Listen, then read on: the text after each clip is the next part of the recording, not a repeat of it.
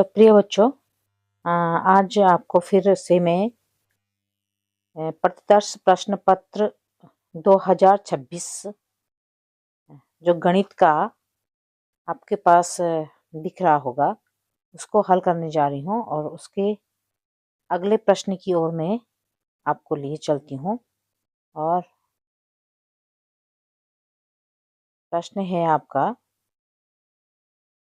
कि आप देख रहे होंगे, ये प्रश्न है कि निम्न आकृति में टी पी और टी क्यू साफ दिख नहीं रहा है। हाँ, अब दिख रहा होगा। टी और पी और टी और क्यू ओ केंद्र ओ वाले किसी वृत्त पर दो स्पर्श रेखाएं इस प्रकार से हैं कि पी ओ क्यू कोण पी ओ क्यू देख रहे होंगे आप। जो कोण पी ओ क्यू है उसका मान आप देख रहे होंगे 110 है। तो कोण पी टी और क्यू किसके बराबर है, यानी कि कोण पी टी क्यू का आपको क्या निकालना है, मान निकालना है। तो ये नीचे विकल्प दिए गए हैं, इन विकल्पों में से एक मान होगा। तो उसके लिए आपको सरल सी भाषा में अगर मैं बताऊं तो देखिए, आप एक स्पर्श रेखा ये है और एक स्पर्श रेखा ये है।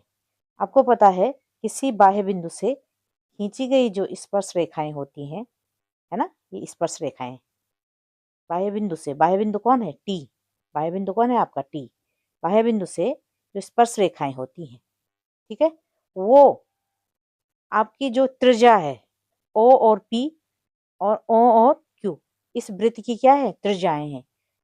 तो ये त्रिज्या और स्पर्श रेखा स्पर्श बिंदु पर कितने डिग्री का एंगल बनाती हैं, 90 डिग्री का एंगल बनाते हैं। इसका मतलब है कि यहाँ पर जो ये एंगल होगा और यहाँ पर जो ये एंगल होगा, ये दोनों एंगल आपस में बराबर होते हैं। वो कितने के होते हैं, 90 डिग्री के और 90 डिग्री के होते हैं, है ना। ठीक है, अब देखिए, आप एक चीज देखिए, हमारे एक चतुर्भुज टाइप का देखिए, इसको पढ़िए, पी ओ क्यू टी, एक क्या है, चतुर्भुज है। और चतुर्भुज के चारों अंतः कोणों का योग ये चतुर्भुज है। आप देखिए, पी ओ और फिर क्या, इधर से आप देखिए इसको, पी ओ, है ना, फिर ओ ओ क्यू, फिर क्यू टी और फिर टी पी। तो आप देखेंगे तो क्या पाएंगे आप, ये क्या है, चतुर्भुज। और चतुर्भुज के चारों अंतः कोणों का योग जो होता है वो कितना होता है, 360 अंश होता है।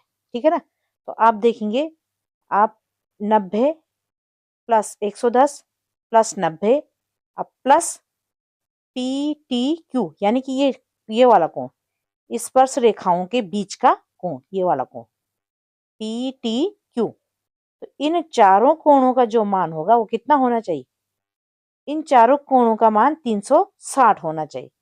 तो हम इस प्रकार से इसको लिखने की कोशिश करते हैं, कैसे हम उसको लिखेंगे। ठीक है, तो हमने कहा, एक चीज तो ये कही मैंने, और एक चीज ये और ये कितने अंश के हैं, 90 और 90। ठीक है, तो चारों कोणों का योग 360 होता है। तो हम करेंगे कि चतुर्भुज, क्या लिखना पड़ेगा आपको, क्या लिखोगे, चतुर्भुज पी ओ क्यू टी में, क्या, चतुर्भुज पी ओ क्यू टी में, ठीक है ना।